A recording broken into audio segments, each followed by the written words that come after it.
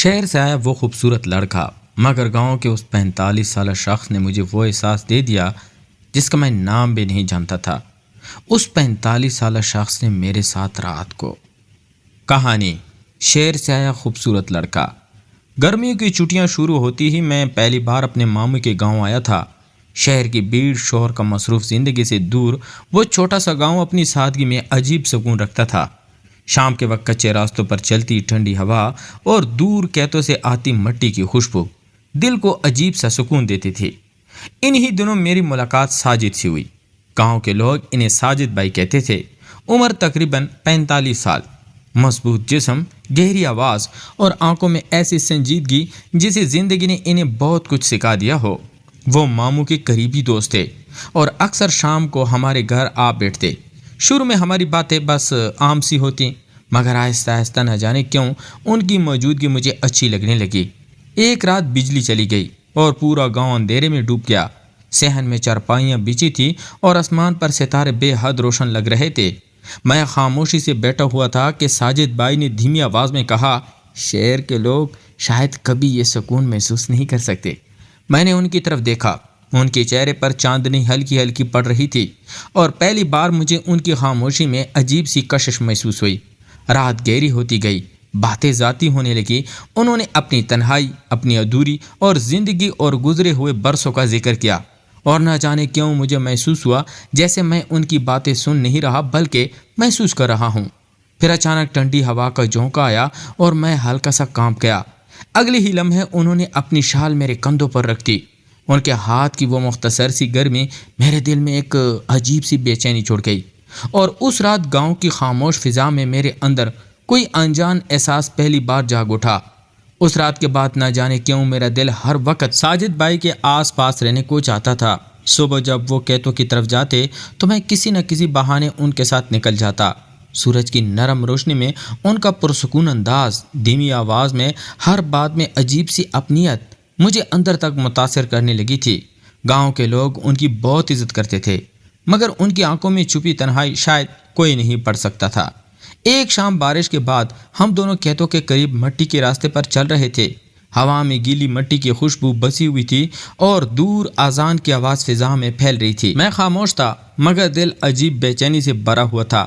اچانک ساجد بھائی رکے اور میری طرف دیکھ کر مسکرائے۔ تم شہر والے اتنے خاموش بھی ہوتے ہو؟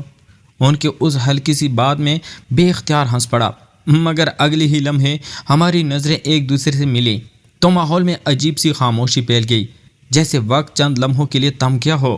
پھر وہ دھیمی آواز میں بولے، کچھ لوگ انسان کی زندگی میں بہت دیر سے آتے ہیں۔ ان کے یہ الفاظ میرے دل میں اترتے چلے گئے۔ واپس گھر آتے ہوئے بارش دوبارہ شروع ہو گئی اور ہم دونوں ایک پرانی چھپر کے نیچے کھڑے ہو گئے۔ سرد ہوا مسلسل چل رہی تھی۔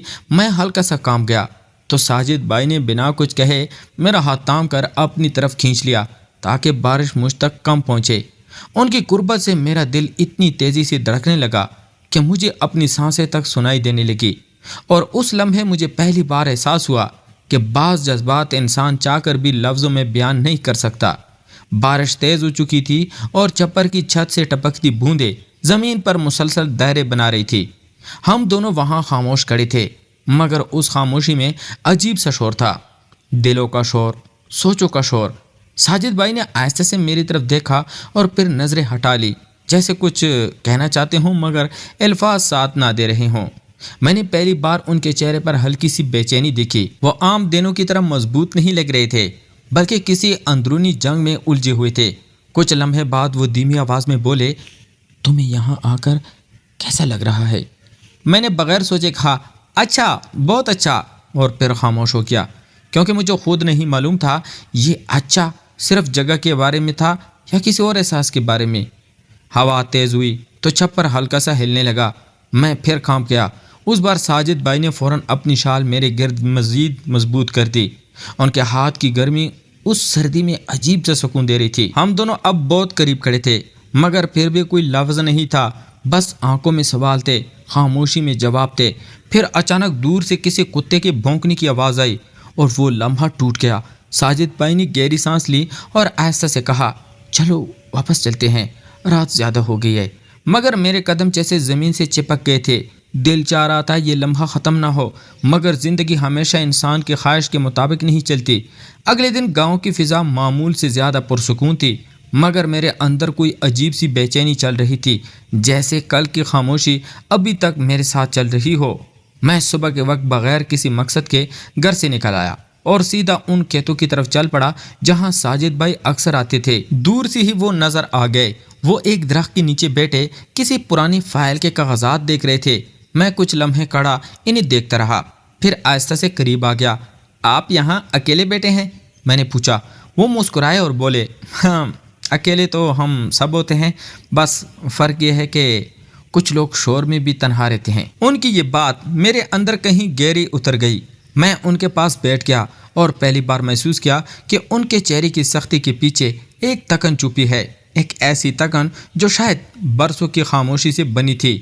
باتوں باتوں میں انہوں نے بتایا کہ وہ گاؤں چھوڑ کر کبھی شہر جانا چاہتے تھے، مگر حالات نے اجازت نہیں دی۔ زندگی ہمیشہ وہ نہیں دیتی جو ہم چاہتے ہیں، انہوں نے کاغذات بند کرتے ہوئے کہا۔ میں خاموش رہا، مگر دل میں ان کے لیے ایک نیا احساس جنم لے رہا تھا۔ ہمدردی اور کشش کے درمیان کوئی ایسی لکیر تھی جسے میں خود بھی سمجھ نہیں پا رہا تھا۔ اس دن ہم کافی دیر تک بیٹھے رہے اور پہلی بار مجھے احساس ہوا کہ بعض رشتے لفظوں سے نہیں بلکہ خاموشی سے بنتے ہیں۔ اگلے کچھ دنوں میں میری ملاقاتیں ساجد بھائی سے معمول بنتی گئی، مگر اب بات صرف بیٹھنے یا مختصر گفتگو تک محدود نہیں رہی تھی۔ اب ہم دونوں کے درمیان خاموشیوں کا ایک نیا انداز پیدا ہو گیا تھا، ایسا انداز جس میں سوال بھی ہوتے تھے اور جواب بھی، مگر کوئی لفظ استعمال نہیں ہوتا تھا۔ ایک شام میں ان کے پاس گاؤں کے پرانے بازار کی طرف نکل گیا۔ چھوٹی چھوٹی دکانیں، لکڑی کی بورڈ اور وقت سے تکے ہوئے چہرے ہر طرف نظر آ رہے تھے۔ وہ چلتے چلتے رکے اور ایک پرانی دکان کے سامنے کھڑے ہو گئے۔ یہاں سے میں نے پہلی بار زندگی کی ذمہ داری اٹھائی تھی، انہوں نے آہستہ سے کہا۔ میں نے ان کی طرف دیکھا تو ان کی آنکھوں میں ماضی کی کوئی پرانی تصویر چل رہی تھی۔ میں نے پہلی بار محسوس کیا کہ ساجد بھائی صرف مضبوط انسان نہیں بلکہ بہت کچھ کھو چکے شخص بھی ہیں۔ واپس آتے ہوئے راستے میں سورج ڈھل رہا تھا اور سائے لمبے ہو رہے تھے۔ میں نے ہمت کر کے پوچھا، آپ کبھی شہر کیوں نہیں گئے؟ وہ کچھ لمحے خاموش رہے، پھر بولے، کبھی کبھی انسان خود اپنے ہی فیصلوں میں قید ہو جاتا ہے۔ ان کی یہ بات میرے دل میں بیٹھ گئی۔ اس دن کے بعد میرے اندر ان کے لیے احساس بدلنے لگا تھا۔ اب یہ صرف کشش نہیں تھی بلکہ ایک گہری سمجھ تھی، جیسے میں ان کی خاموشی کو پڑھنے لگا ہوں اور شاید وہ بھی میری خاموشی کو محسوس کرنے لگے تھے۔ چند دن اسی طرح گزر گئے، مگر ایک شام ساجد بھائی نے مجھے بلایا اور درخت کے نیچے بیٹھ کر بہت دیر تک خاموش رہے۔ پھر پہلی بار ان کی آواز میں ایک واضح فیصلہ تھا۔ زندگی میں ہر رشتہ اپنی جگہ ہوتا ہے، مگر ہر احساس کو منزل نہیں بنایا جا سکتا۔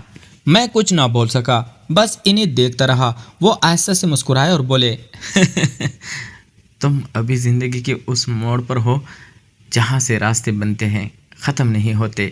اپنے خوابوں کو مت الجھنے دینا۔ اس لمحے مجھے احساس ہوا کہ میں جس چیز کو سمجھ رہا تھا وہ شاید صرف ایک جذباتی کیفیت تھی، محبت نہیں بلکہ ایک خاموش اثر جو وقت کے ساتھ بڑھ گیا تھا۔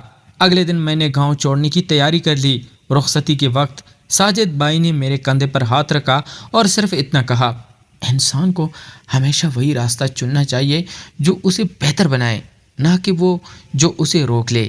میں پہلی بار ان کی آنکھوں میں حقیقی سکون دیکھ رہا تھا اور شاید اپنی سمجھ بھی بہتر ہو رہی تھی۔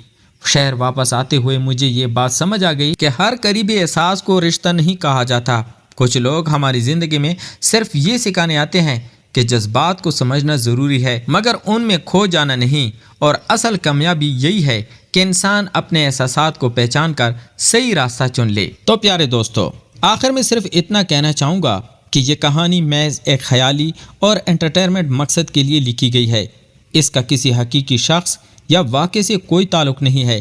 تھمبنیل اور ٹائٹل صرف اس لیے لگائے جاتے ہیں تاکہ کہانی زیادہ لوگوں تک پہنچ سکے اور آپ تک آسانی سے آ سکے۔ اس کا مطلب یہ نہیں ہوتا کہ پوری کہانی ویسی ہی ہوتی ہے جیسے نظر آ رہا ہوتا ہے۔